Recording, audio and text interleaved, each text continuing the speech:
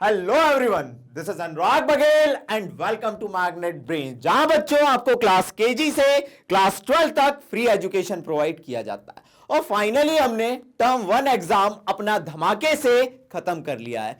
पहले आप लोग मुझे यह बताइएगा टर्म 1 एग्जाम आपका कैसा गया, क्योंकि हम हमेशा जो मैं बात करता था टू वे कम्युनिकेशन की, जिसमें मैं ये बात करता था बेटा हम तो अपनी तरफ से 100% दे रहे हैं, लेकिन आप लोग भी हमें कमेंट में बताएं कि आपकी तैयारी कैसी चली और आपका टर्म 1 एग्जाम आपने कैसा करा। लेकिन अब टर्म 1 एग्जाम तो हो गया, अब बात आती है अपने टर्म 2 एग्जाम की। टर्म 2 एग्जाम को कैसे प्रोसीड करें। जैसे आप देख सकते हैं अब टर्म 2 एग्जाम के लिए यहां मैं अकेला नहीं हूं, मेरे साथ राहुल गुरुंग सर भी हैं। तो पहले तो मैं राहुल गुरुंग सर को बुलाना चाहूंगा अपने टर्म 2 एग्जाम के इस मास्टर प्लान के डिस्कशन के लिए। तो सर आइए।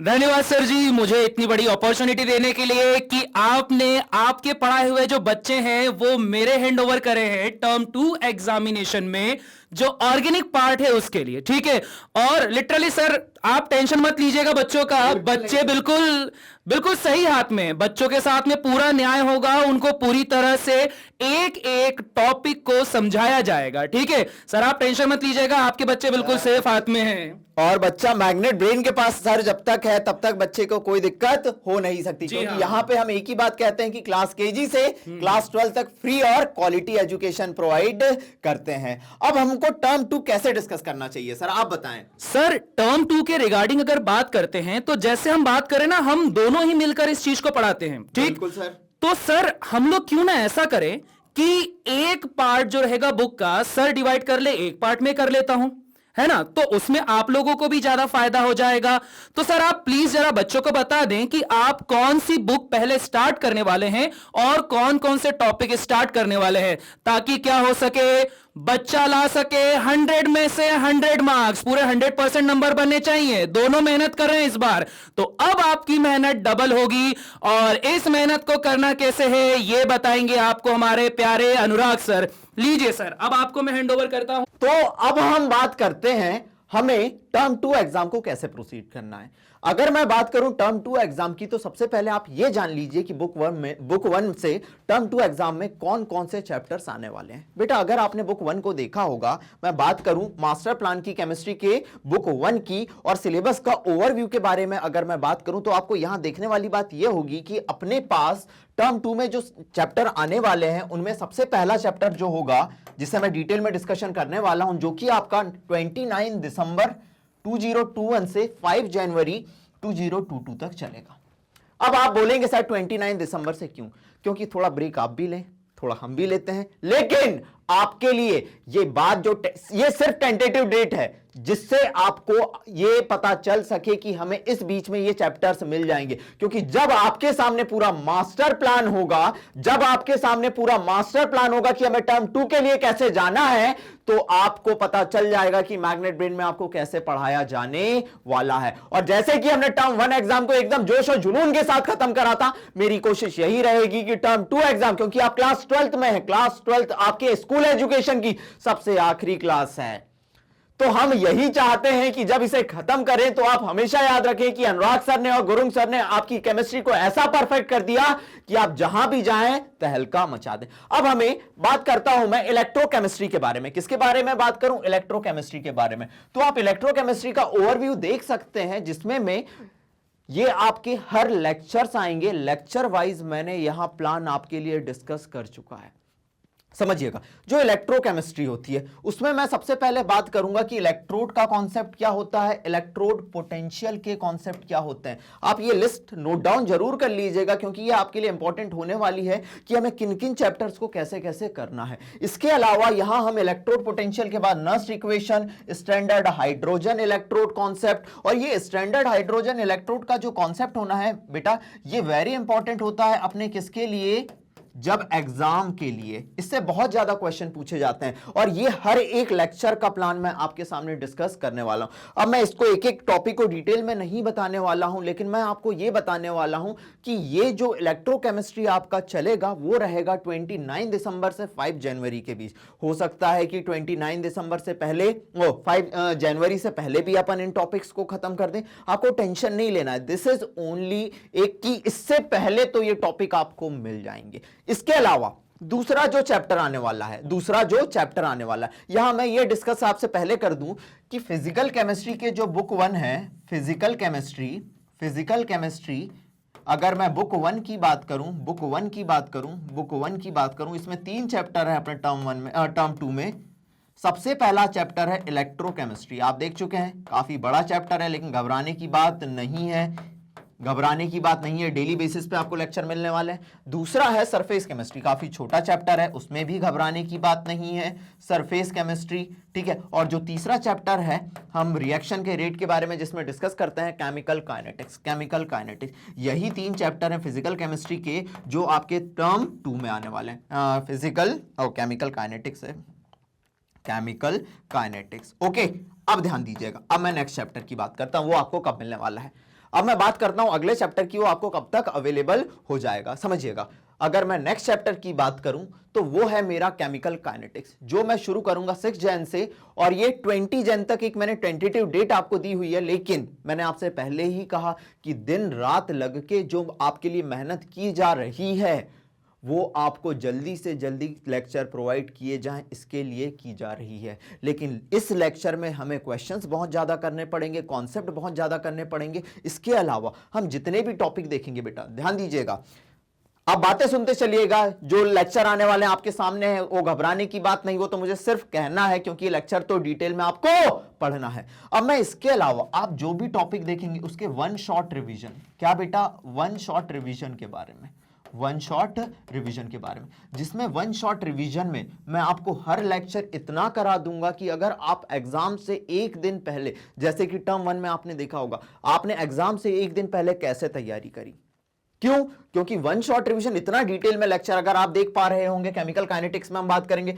रेट ऑफ केमिकल रिएक्शन के बारे में बात करेंगे, ऑर्डर ऑफ रिएक्शन क्या होता है, मॉलिक्यूलरिटी क्या होती है, फर्स्ट ऑर्डर रिएक्शन क्या है, स्यूडो फर्स्ट ऑर्डर रिएक्शन क्या है, second and third order reaction क्या है। ये एनसीईआरटी में थोड़ा नहीं दिया हुआ, लेकिन मैं तो आपसे हमेशा कहते आया हूं ना कि एनसीईआरटी में जो ना भी दिया हो, लेकिन हम जो एनसीईआरटी प्लस प्लस की बात करते हैं, क्योंकि यहां हम इसकी बात नहीं कर रहे हैं कि आपके टर्म 1 एग्जाम, टर्म 2 एग्जाम खत्म हो गए, उसके बाद क्या बेटा, उसके बाद अगर आप कंपटीशन में उतरे तो उसका बेस हम यहां मैग्नेट ब्रेन में आपके लिए इतना तगड़ा कर दें, आप कहीं भी जाए तहलका मचा दें। इसलिए मैं आपसे हमेशा कहता हूं, यहां जो एजुकेशन प्रोवाइड की जाएगी क्वालिटी के साथ की जाएगी। ये लेक्चर देखेंगे, जीरो ऑर्डर रिएक्शन क्या है, कोलिजन थ्योरी क्या है, इन सारे लेक्चर्स को जब हम देखेंगे, इतने सारे वीडियोस हो जाते हैं, लेकिन सबसे बेस्ट क्या है, आप 1 शॉर्ट रिवीजन देखिए एग्जाम से एक दिन पहले। यही तो मास्टर प्लान है जो हम डिस्कस करने जा रहे हैं। इसके अलावा अगर एग्जाम एमसीक्यू बेस्ड हुआ, समझ रहे हैं, तो आपके लिए एमसीक्यूज हम लेके आएंगे, जो अगर आप कभी फ्यूचर में कंपटीशन में जा रहे हैं, सारे एमसीक्यूज एनसीईआरटी बेस्ड रहेंगे। कैसे रहेंगे?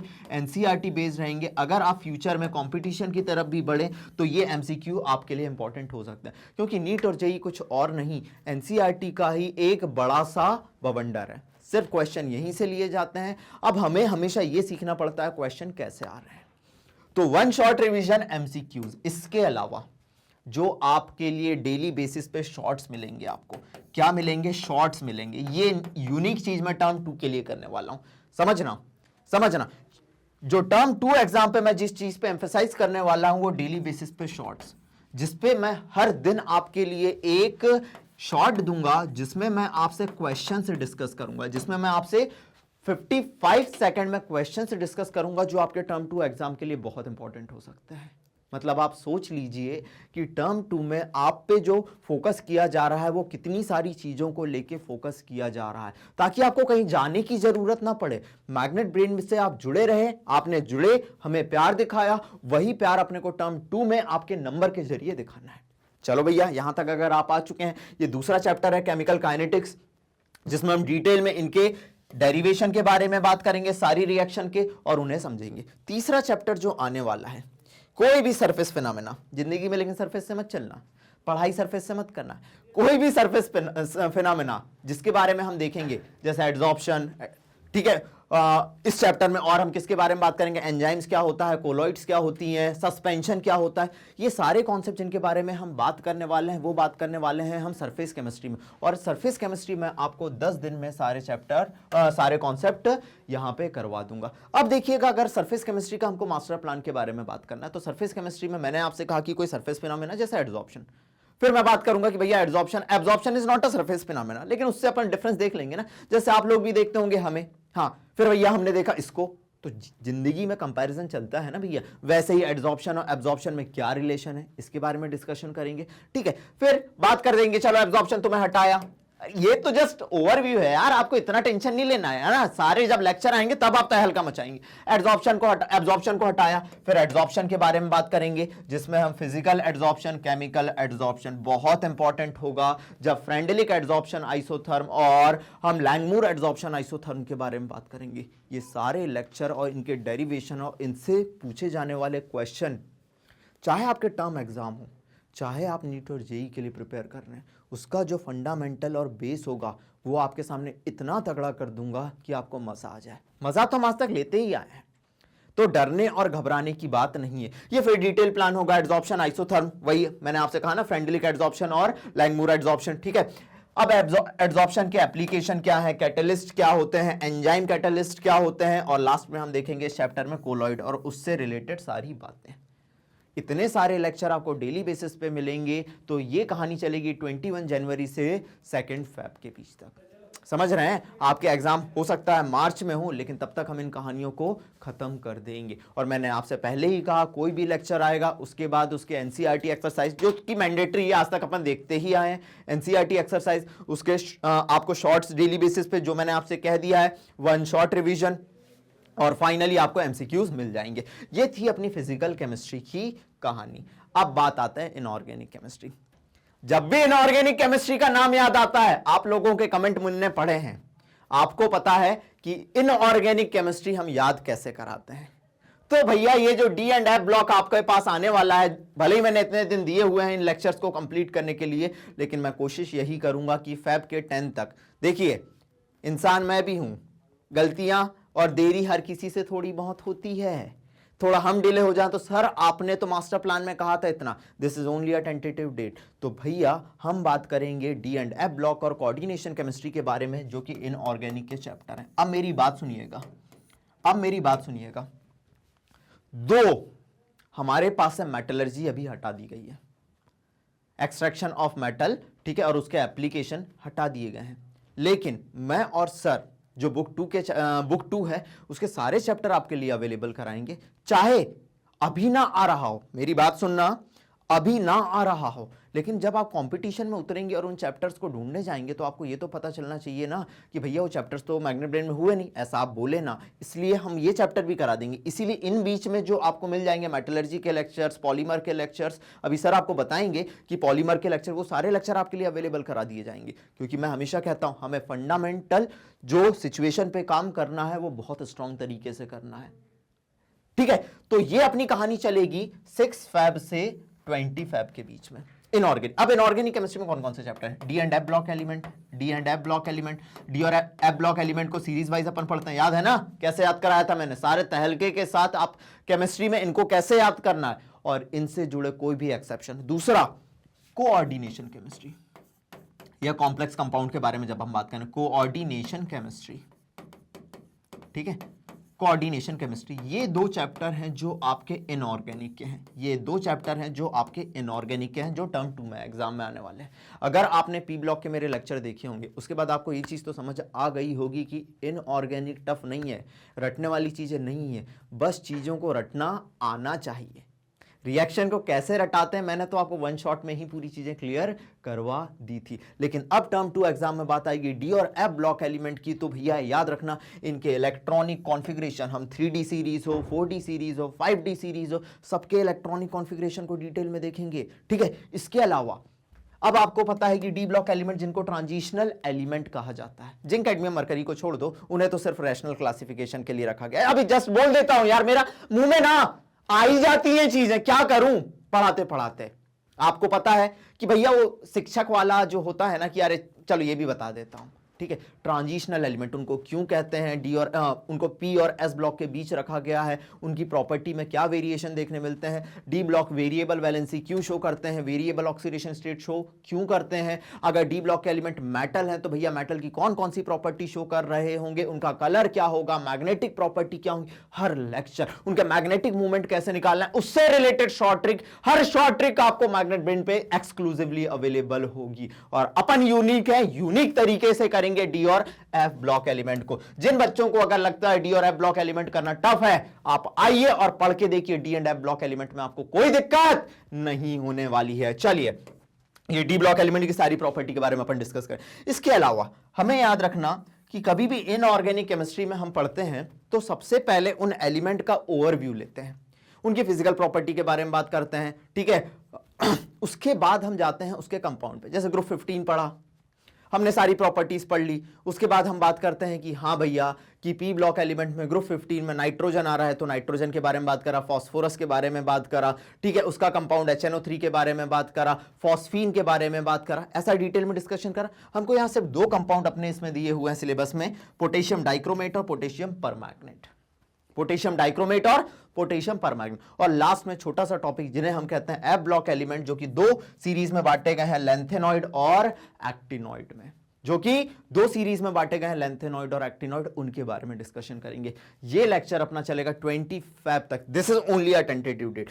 जैसे कि मैं आपसे कह रहा हूं, मैं इससे पहले खत्म कर दूंगा, तो आपको घबराना नहीं है, आपको घबराना नहीं है। दूसरी बात रही और आखिरी बात रही जो अपने को पढ़ना, इनऑर्गेनिक केमिस्ट्री के अगले चैप्टर के बारे में। इनऑर्गेनिक केमिस्ट्री का अगला चैप्टर जो अपना है बुक 1 का, और जो कि अपना लास्ट चैप्टर दिया हुआ है, ये मोस्ट प्रोबेबली हम 29 Feb तक सारी कहानी निपटा चुके होंगे। हर चीज MCQ हो, वन शॉट हो। कोऑर्डिनेशन कंपाउंड, ठीक है, इसमें हम बात करेंगे लिगेंड क्या होते हैं। सुना है कभी लिगेंड के बारे में? अरे सुना है क्या? लिगेंड क्या होते हैं? अरे कोई भी डोनेटेबल लोन पेयर ऑफ इलेक्ट्रॉन जिनके पास हो, जो lone pair of electron donate कर सके। अपने झोले में, अपने बैग में जो लोन पेयर ऑफ इलेक्ट्रॉन लेके चल रहे हो, मतलब पेयर ऑफ इलेक्ट्रॉन लेके चल रहे हो, जो डोनेट कर सके, दानी होना चाहिए, उसे कहते हैं लिगेंड। लिगेंड क्या है, इसके टाइप क्या होंगे, अब कॉम्प्लेक्स कंपाउंड है, उनका नॉमेनक्लेचर क्या होने वाला है। नॉमेनक्लेचर के बारे में चिंता करना है, कोई चिंता की बात नहीं, बहुत आसान नॉमेनक्लेचर, ठीक है। वर्नर थ्योरी क्या है कॉम्प्लेक्स कंपाउंड को समझाने के लिए, वैलेंस बॉन्ड थ्योरी क्या है, क्रिस्टल फील्ड थ्योरी क्या है, ऑर्गेनोमेटेलिक कंपाउंड क्या है और एप्लीकेशन क्या है लास्ट में अपने कॉम्प्लेक्स कंपाउंड के। ये सारी कहानी को हमको पढ़ना है। यहां एक कहानी मिस है, आइसोमेरिज्म। एक कहानी मिस हो गई है यहां पे ओवरव्यू में, आइसोमेरिज्म। आइसोमेरिज्म बहुत प्यारा टॉपिक होता है, उसको बताने के लिए बहुत सारी शॉर्ट ट्रिक्स हैं मेरे पास, वो हम डिस्कस करेंगे। ये है हमारे टर्म 2 का मास्टर प्लान नेक्स्ट 2 मंथ के लिए, बुक 1 का। आपको ये चीज तो समझ आ गई होगी कि लेक्चर वाइज मैंने कॉन्सेप्ट आपके सामने डिसाइड कर दिए हैं और एक टेंटेटिव डेट आपके सामने मैं दे चुका हूं। पढ़ाई आपको करनी है इसके आगे, क्योंकि बेटा there is no substitute of hard work. हमने टर्म 1 में हार्डवर्क करा, रिजल्ट आप लोग मुझे कमेंट सेक्शन में बताएंगे। मैंने अपनी तरफ से 100% दिया था, 110%। आपके टर्म 1 एग्जाम से 1 महीने पहले मैंने सारे सिलेबस आपके सामने रख के दे दिया था, वो भी एकदम बढ़िया तरीके से। इसी जोश और जुनून के साथ टर्म 2 एग्जाम की तैयारियां शुरू कर दीजिए। 2-4 दिन का ब्रेक लेना है ले लीजिए, लेकिन ब्रेक जिंदगी में बनता नहीं है, क्योंकि अभी मंजिल हमको हासिल नहीं हुई है। अब बात करते हैं हम टर्म 2 एग्जाम की, और उसके लिए मैं सबसे पहले बुलाना चाहूंगा राहुल गुरुंग सर को, जो आपको ये बताएंगे कि ऑर्गेनिक केमिस्ट्री को अब कैसे प्रोसीड करना है। क्योंकि ऑर्गेनिक केमिस्ट्री आपको राहुल गुरुंग सर से बेस्ट कोई नहीं बता सकता। जितनी मैकेनिज्म है मैग्नेट ब्रेन पे, आपको एकदम जीरो से लेके हीरो तक लेके जाना है। तरीका कैसे फॉलो करना है, चीजें क्या होंगी, उनने अपनी तरफ से क्या प्लानिंग रखी हुई है बुक 2 की, उसे वो कैसे प्रोसीड करेंगे, ये अब सर का जिम्मा है। ठीक है, बने रहिएगा लेकिन मैग्नेट ब्रेन के साथ। अब मैं सर को बुलाना चाहूंगा, सर आपको आके पूरी टर्म 2 के लिए बुक 2 के बारे में बताएंगे। हेलो बच्चों, very welcome to magnet brains and thank you very much Anurag sir, जिन्होंने मुझे अपॉर्चुनिटी दी कि इस बार आप लोगों का क्लास 12th का जो पार्ट 2 बुक में ऑर्गेनिक केमिस्ट्री है उसे मैं कंटिन्यू करवा सकूं। ठीक है, आप लोगों को टेंशन बिल्कुल भी नहीं लेना है। जैसे कि आप लोगों ने देख के रखा हुआ है, टर्म 1 की एग्जामिनेशन के रिगार्डिंग बुक 2 में जो जो भी ऑर्गेनिक केमिस्ट्री के चैप्टर थे वो सारे कंप्लीट करवा दिए गए थे आपके एग्जामिनेशन से पहले।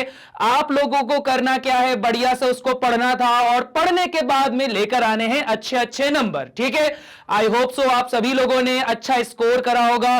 तो जैसा सर ने बोला कि कमेंट बॉक्स में जरा अच्छे अच्छे प्यारे प्यारे से कर देना कमेंट्स कि आप लोगों को क्या क्या स्कोर हुआ है। ठीक है, यह कहानी होगी। अब चलिए, टर्म 1 तो हो चुका है कंप्लीट, अब बात कर लेते हैं जरा टर्म 2 के रिगार्डिंग। ठीक है, जैसे सर ने बताया कि आपके पास में टर्म 1 में जो बुक 1 थी वो कंप्लीट करने के बाद टर्म 2 के जो जो भी प्लान थे सारे सर ने बता दिए। अब बात करता हूं कि मेरी प्लानिंग क्या होने वाली है आप लोगों के साथ में फॉर टर्म 2। ठीक है, चलिए देखते हैं यहां पे। अगर देखो टर्म 2 के रिगार्डिंग बात की जाए तो ऑर्गेनिक केमिस्ट्री में ना इतना बढ़िया मजा आने वाला है क्योंकि 2 ही चैप्टर आने वाले हैं ऑर्गेनिक केमिस्ट्री में। ठीक है, कौन कौन से? पहला आएगा aldehyde ketones and carboxylic acid और दूसरा क्या आएगा, अमाइंस वाला। ठीक, अब जैसे ही आप लोग प्लेलिस्ट चेक करोगे ना ऑर्गेनिक केमिस्ट्री की रिगार्डिंग टर्म 2, तो ये वीडियो आने के बाद देखना, ये तो पहले ही आप लोगों के लिए सारा हम लोग अपलोड करके रख चुके हैं। ठीक है, सारा कुछ अपलोड होके रखा हुआ है, बट यहां पर शर्त यह है कि प्लीज आप लोग पहले जो थ्योरी लेक्चर्स होते हैं ना उसे स्टेप बाय स्टेप देखें, वो बहुत जरूरी होता है। एक बार आपको ये स्टेप बाय स्टेप चीजें क्लियर हो जाएगी ना, फिर कृपया जाके जंप करें क्वेश्चन सॉल्विंग के ऊपर या वन शॉट रिवीजन के ऊपर या जो 100 एमसीक्यू की सीरीज आती है उसके ऊपर। ठीक है, बट प्लीज ये एकदम से जंप मत कर देना कि सर हम तो सीधे वहां पे एनसीईआरटी सॉल्यूशन पे चले जाएंगे या सर हम तो सीधे वन शॉट रिवीजन पे चले जाएंगे, ऐसा मत करना। अभी टाइम हमारे पास में है और सारा कुछ कंटेंट आपको पहले से अवेलेबल करवा दिया है, तो आप यहां पर बिल्कुल स्टेप बाय स्टेप आगे बढ़ें। ठीक है, अब देखो इसके रिगार्डिंग बता देता हूं कि ये जो चैप्टर है इसमें से 10 मार्क्स का आने वाला है, ध्यान रखना। और वहीं पर जो अमाइंस चैप्टर है ये 7 मार्क्स कवर करने वाला है। मतलब सोच के रख लो, अगर सिर्फ ये 2 चैप्टर पढ़ लिए ना तो 17 नंबर आपको पूरे कवर अप होने वाले हैं। ठीक है, अब देखो 17 नंबर्स के लिए करना क्या है, सिर्फ 2 चैप्टर पढ़ना है और दोनों चैप्टर जब आप पढ़ते हो ना तो ये लगभग एक जैसे होते हैं। देखो मैं बताता हूं कैसे, समझना इस बात को। यहां पर एक जैसे मैं इसलिए बोल रहा हूं क्योंकि दोनों का पैटर्न सेम है। सबसे पहले क्या होगा, चाहे अल्डिहाइड कीटोन कार्बोक्सिलिक एसिड हो या अमाइंस ग्रुप हो, पहला जो क्वेश्चन इसमें से बनकर आएगा वो आएगा किसके रिगार्डिंग, नॉमेनक्लेचर के रिगार्डिंग, है ना। नॉमेनक्लेचर आप लोगों ने पढ़ के रखा हुआ है, मुझे बहुत अच्छे से मालूम है। बट अगर आप लोगों को लगता है कि आपने बहुत अच्छे से पढ़ के रखा हुआ है ना, तो जो चैप्टर है aldehyde ketone and carboxylic acid, उसमें अल्डिहाइड और कीटोन का जब मैं नॉमेनक्लेचर पढ़ा रहा हूं तो उसमें अल्डिहाइड वाला पोर्शन चेक करना, पता चल जाएगा कि अल्डिहाइड का जो नॉमेनक्लेचर आपने पढ़ के रखा है ना उसमें भी एक छोटा सा वेरिएशन होता है, इसलिए पढ़ना जरूरी है। ठीक है, ऐसा नहीं कि सिंपल है तो सर हम तो ऐसे ही कर लेंगे, पढ़ना जरूरी है। मेरी बातों पे यकीन नहीं आया तो जाके चेक करना। ठीक, ये हो गया। इसके बाद में सेकंड सबसे इंपॉर्टेंट पॉइंट हमारे पास पढ़ने के लिए होता है नेचर ऑफ मॉलिक्यूल।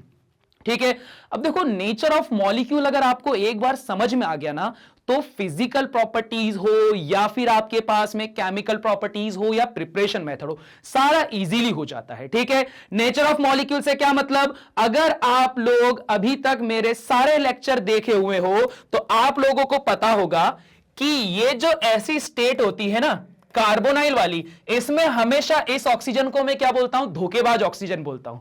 बड़ा धोखेबाज होता है ये ऑक्सीजन। और ये धोखेबाज क्यों होता है, ये सारी बातें आप लोग को पता चल जाएगी। कहां पता चलेगी, वीडियो लेक्चर में देख लेना, ये बहुत जरूरी है, ये बड़ा धोखेबाज है। उसी तरह से अगर आप किसी अमाइन ग्रुप में गए ना तो अमाइन ग्रुप में रखे हुए यहां पे जो लॉन पेयर होते हैं वो भी यहां पर बहुत ही खतरनाक तरीके से अपना खेल खेल जाते हैं। ठीक, इसीलिए जरूरी होता है क्या, नेचर ऑफ मॉलिक्यूल को समझना। देखो एक बार नेचर ऑफ मॉलिक्यूल समझ में आ गया तो आप प्रिपरेशन मेथड बहुत आसानी से कर सकते हो, क्योंकि आपको यह पता चल जाएगा कि मैं अगर कोई कंपाउंड बनाना चाहता हूं तो उसका नेचर कैसा है, मुझे कैसा कंपाउंड चाहिए, वो पता चल गया तो सिंपली क्या कर लोगे, आप उसको प्रिपेयर कर लोगे, है ना। इसके बाद में आता है physical properties. Physical properties generally सब में एक जैसी होती है, चाहे अल्डिहाइड की बात की जाए, चाहे कीटोन या कार्बोक्सिलिक एसिड की। बस डिफरेंस कहां आ जाता है, जब तीनों को एक साथ कंपेयर किया जाए। जैसा अगर आप लोग को याद हो तो मैंने पहले भी लेक्चर में पढ़ा के रखा है, जाके दोबारा देखना, कार्बोक्सिलिक एसिड की फिजिकल प्रॉपर्टीज और अल्डिहाइड कीटोन की फिजिकल प्रॉपर्टीज, डेडिकेटेड लेक्चर उसमें अलग से बना के रखे हुए हैं। यहां पे आने वाला एक हाइड्रोजन बॉन्डिंग का कॉन्सेप्ट पूरा का पूरा फिजिकल प्रॉपर्टीज में चेंज लेकर आ जाता है। कहीं पर किसी का बॉइलिंग पॉइंट हाई हो जाता है, कहीं पर किसी का बॉइलिंग पॉइंट लो हो जाता है। और एग्जामिनेशन में यही तो वो क्वेश्चन होता है जो आप लोगों से पूछा जाएगा कि कहां पर चीजें हाई होती है, कहां पर चीजें लो होती हैं। ठीक है, इस वजह से फिजिकल प्रॉपर्टीज बहुत आसानी से बोलते हैं सर इजी है, क्या फर्क पड़ जाएगा, हमें तो आता है 5 पॉइंट तो आते हैं सारे एक जैसे। पर वो 5 पॉइंट प्रॉब्लम तब क्रिएट करते हैं जब एक दूसरे से कंपेयर करना पड़े। ठीक है, अब इसके बाद में क्या आता है हमारे पास में केमिकल प्रॉपर्टीज। केमिकल प्रॉपर्टीज में क्या होता है कि आपने जो अभी कंपाउंड प्रिपेयर करा वो किस किस तरह से दूसरों के साथ में केमिकली रिएक्ट करता है, यह सारी कहानी आपके पास में आ जाती है। अगर आप पुराने स्टूडेंट्स हो जिन्होंने मेरे पुराने वीडियो देख के रखे हुए हैं तो वो बहुत आसानी से इस बात को समझ जाएंगे कि केमिकल प्रॉपर्टीज में हम लोगों ने देखा था कि किस तरह से अल्कोहल रिएक्शन करता है डिफरेंट कंपाउंड के साथ में, अल्डिहाइड कैसे रिएक्शन करता है, फिनॉल कैसे रिएक्शन करता है, ये सारे ग्रुप रिएक्शन किस तरह से करते हैं। तो यह ध्यान रखिए आप कि सिर्फ इन्हीं 5 पॉइंट्स के ऊपर पूरी ऑर्गेनिक केमिस्ट्री टिकी हुई है। सारी जो चीजें होंगी ये इन्हीं के ऊपर होने वाली हैं। अब जरा थोड़ा इसको और हम अच्छे से समझते हैं रिगार्डिंग प्रिपरेशन।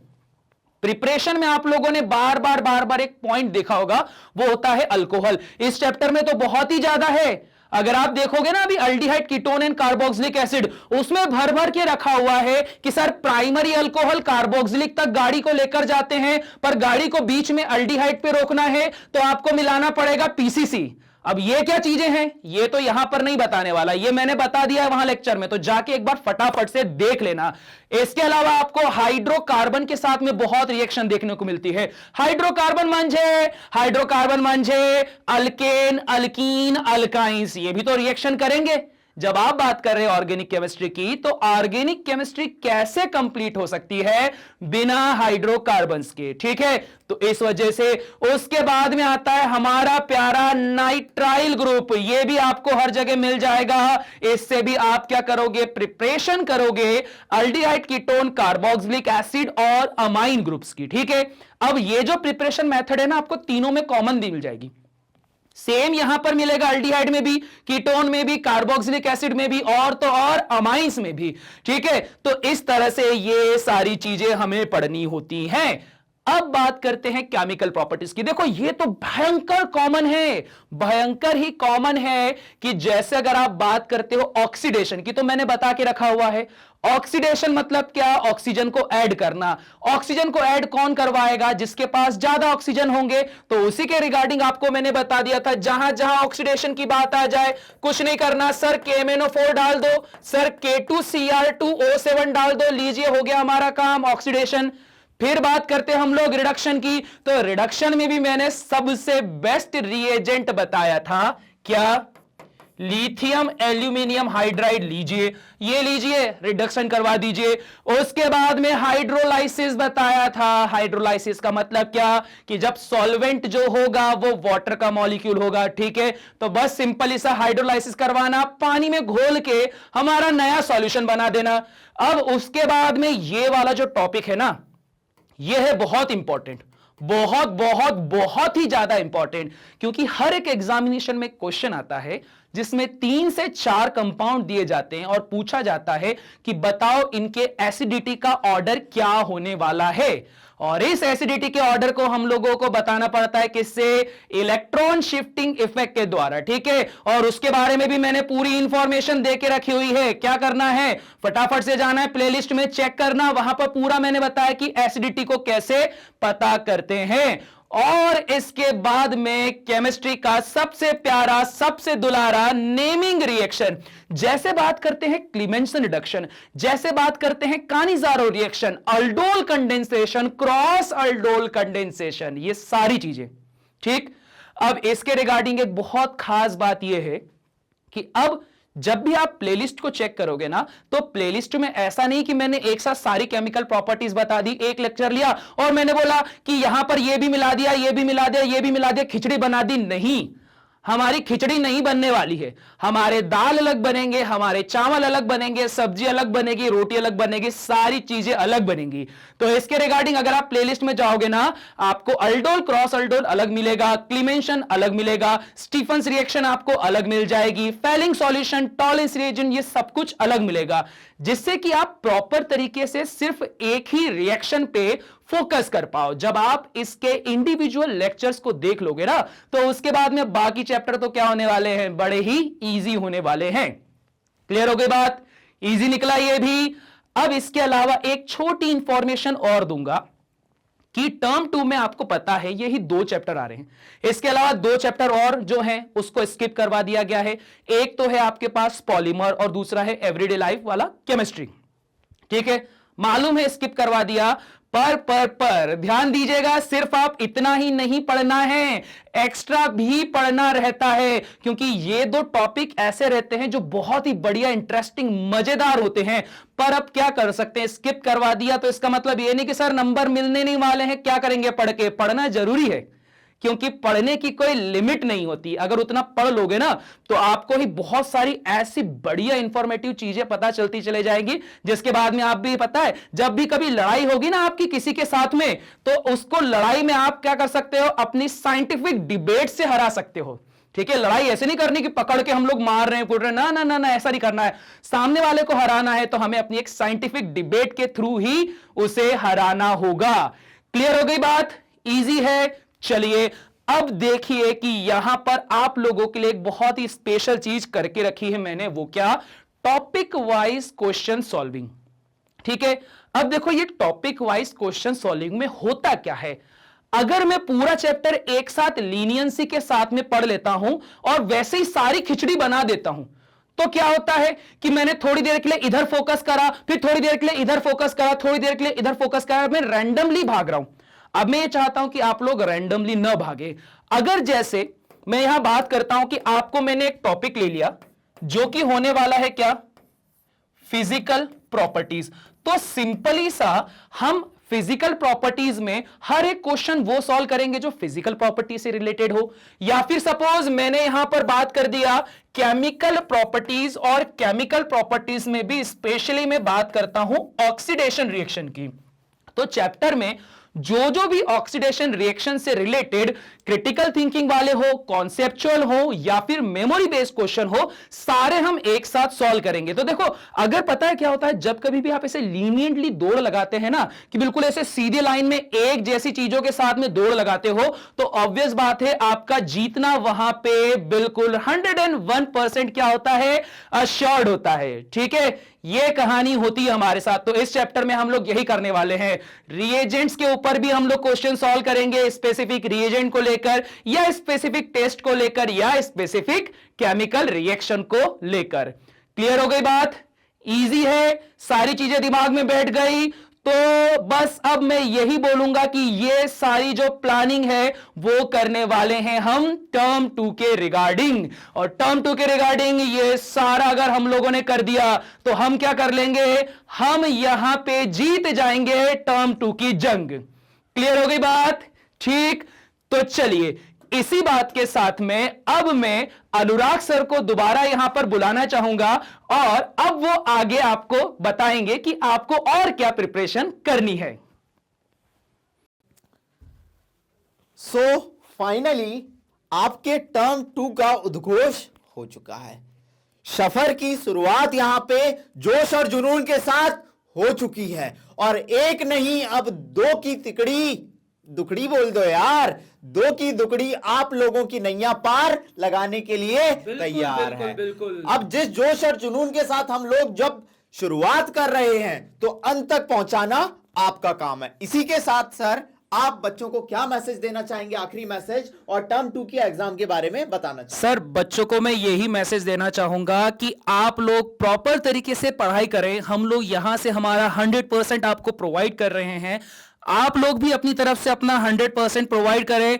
तो जैसा कि मैंने बोला था, ये एक बहुत बड़ी जंग होने वाली है टर्म 2। इस जंग में हम एक एक क्वेश्चन का सफाया कर देंगे, ठीक है? क्योंकि इस जंग में आपके महारथी होने वाले हैं दो सर, जो कि एक है अनुराग सर और एक मैं हूं राहुल गुरुंग, ठीक है? हम दोनों महारथी आपको लीड करेंगे ताकि इस जंग को कर दिया जाए एंड, ठीक है? ये ऐसा कुछ रहने वाला है हमारा मास्टर प्लान सर। तो इसी के साथ बच्चों मिलते हैं अपन अपने टर्म 2 के सफर में। तब तक के लिए thank you so much. Thank you so much to all of you.